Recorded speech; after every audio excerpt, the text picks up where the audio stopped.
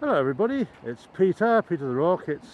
It's a Saturday the 2nd of March, and I'm looking up canal. Yep, I'm on the Grand Union Canal at an interesting junction point. Now it's rained for 12 hours solid.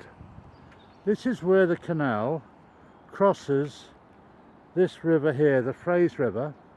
Because of all this rain, it's completely swollen.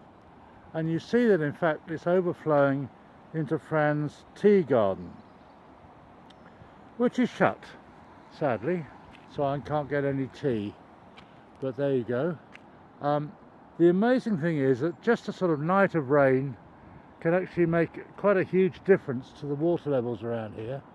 Of course, the Frays, as you probably all know, is an artificial river. It's probably made I think about 200 or 300 years ago, perhaps more, and the canal is only about 200 years old.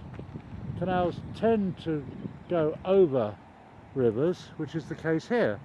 So as you can see the other side, the Frays disappears into the distance that way. It is significantly swollen, much wider and faster flowing than normal. For those of you who don't know this area, we are about, I don't know, a mile north of Uxbridge, a couple of miles, 3 miles south of Harefield. The sun is in the sky, and of course it's in the sky, and it's just gone 4 o'clock. So this is Fran's Café, or Fran's Caf as people call it, and here we have the deepest lock in the whole of the Grand Union Canal system, and it has a remarkable name. It's called Denham Deep Lock, so inspired there, but very nominatively determining. Well, you know what I mean. Now there's a lot of sludge and slime in the bottom of the lock, which to my mind suggests that it hasn't been used much, and there's a reason for that. The reason is that further up the canal, not far from now, maybe a mile or two, is the place where HS2 is going to cross it, and they've closed it off. So in other words, people are aware of that. There are warning signs, and perhaps they just don't want to go up into a cul-de-sac and then turn around and come back. Although there is quite a big turning circle here, but getting through a lock is takes, I don't know, 10-15 minutes at least. So there we are. We have a dovecote in Fran's Caf's garden. No customers because she's shut. I haven't seen Fran herself for a long time now, which is a shame. But the one thing that's happened, there's some people coming this way. Maybe they're sort of trying to get a cup of tea, but so I'll move on. One thing that happens with rain is it forms puddles.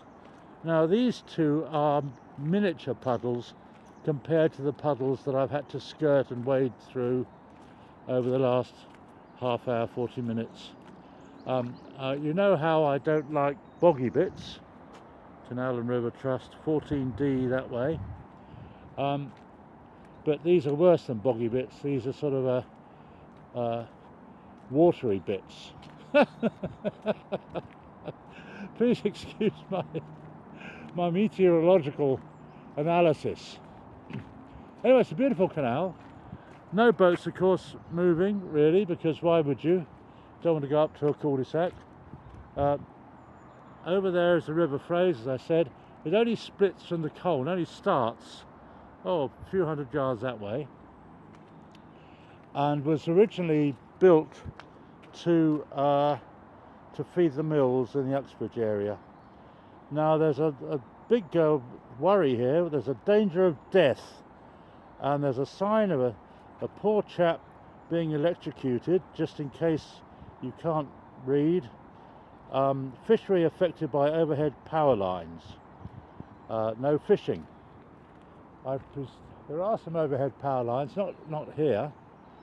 So I presume, don't know how it works, presume if you were to cast your float or whatever it is, and you had a metal line and it caught a cable, it could be a danger of death. So there we are. Another reason for not taking up fishing. There's water everywhere around here. There are lots of lakes. The canal seems to be flowing up canal. I'm not going to say upstream. Oh, I just did. But that's because of the wind. Ripples, and the windmills of your mind. So there we are. We can have, one of the rare places where you can see two levels of water within a few feet of each other, and fairly interesting and a pleasant time to go for a walk. 4 o'clock, Saturday the 2nd of March, Peter the Rock. Thanks a lot for watching. Like and subscribe. Cheers.